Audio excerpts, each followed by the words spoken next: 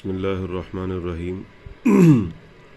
बेटे, हमने कुछ एक दो चीज़ें मज़ीद स्टमक के हवाले से डिस्कस करनी है। सबसे पहले तो इसके स्फिंक्टर का कॉन्सेप्ट है। यहाँ से फूड आता है, ये स्फिंक्टर है। स्फिंक्टर कहते हैं रिंग ऑफ मसल्स। आपको पता है कि ये स्मूथ मसल का बना हुआ एक रिंग सा होता है, जिससे जब ये रिलैक्स होता है मसल तो फूड इसके अंदर से गुज़र जाता है और स्टमक में आ जाता है। क्लियर?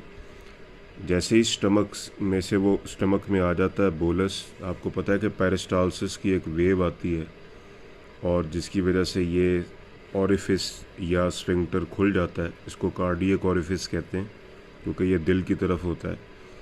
तो ये अंदर आ जाता है फूड। जैसे ही फूड इसमें से पास हो जाता है तो ये पीछे से दोबारा कॉन्ट्रैक्ट हो जाता है। तो वेव आने से पहले भी ये कॉन्ट्रैक्ट था और बंद था स्फिंक्टर। फूड गुज़रने के बाद भी ये दोबारा बंद हो जाता है। फूड गुज़रने के दौरान ये रिलैक्स हो जाता है और खुल जाता है। तो जब मसल रिलैक्स होते हैं तो स्फिंक्टर खुल जाता है, जब मसल कॉन्ट्रैक्ट होते हैं तो स्फिंक्टर क्लोज़ हो जाता है। अब इसके क्लोज़ होने की वजह से जो स्टमक का मटेरियल है, जिसको काइम कहते हैं, वो दोबारा वापस इसमें नहीं जा सकता। क्लियर? दोबारा ऑसोफेगस में नहीं जा सकता, या स्टमक के अंदर जो भी चीज़ है वो वापस ऑसोफेगस में नहीं जा सकती।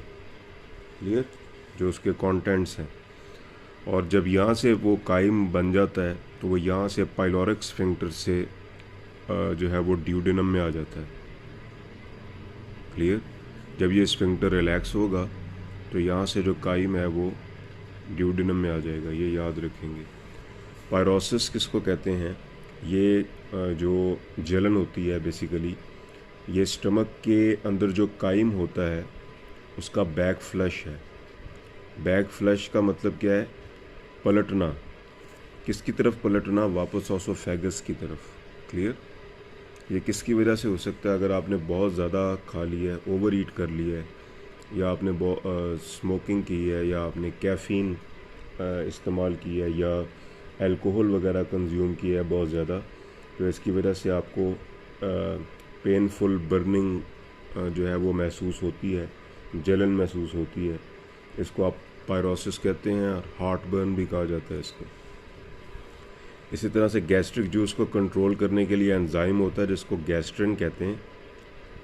ये गैस्ट्रिक म्यूकोज़ा, ये जो म्यूकोज़ा है इसके अंदर ही कुछ सेल होते हैं इसकी लाइनिंग में जो एंडोक्राइन होते हैं। तो आप कहेंगे कि गैस्ट्रिक लाइनिंग जो है, गैस्ट्रिक लाइनिंग, उसका जो एंडोक्राइन पार्ट है उसमें से गैस्ट्रिन रिलीज़ होता है। ये एक एंजाइम है, हार्मोन है। तो ये ब्लड में रिलीज़ होगा। अगर जो आपने निवाला खाया उसमें बहुत ज़्यादा प्रोटीन है, मिसाल आपने बारबेक्यू खाया है, तो ज़्यादा गैस्ट्रिन प्रोड्यूस होगा, ब्लड में जाएगा और फिर ब्लड से होता हुआ वो इस ग्लैंड के पास आएगा और इसके सेल्स को स्टिमुलेट करेगा ग्लैंड के कि वो ज़्यादा अमाउंट में क्या बनाएं? Gastric juice. तो ज़्यादा से ज़्यादा गैस्ट्रिक जूस बनेगा जो पिट्स में से बाहर निकलेगा और उसकी वजह से जो डाइजेशन है प्रोटीन की वो और ज़्यादा एफिशिएंट होगी। अगर प्रोटीन कम है आपकी खुराक में तो गैस्ट्रिक जूस की अमाउंट भी कम हो जाती है क्योंकि गैस्ट्रिन कम रिलीज़ होता है। तो ये आपका लेसन मुकम्मल हो चुका है। इसके अंदर और कोई ऐसी चीज़ नहीं है जो मैंने आपको नहीं बताई। इसको ध्यान से पढ़ लें। इसमें कोई प्रॉब्लम है तो आप पूछ सकते हैं। बहुत शुक्रिया। अस्सलामु अलैकुम।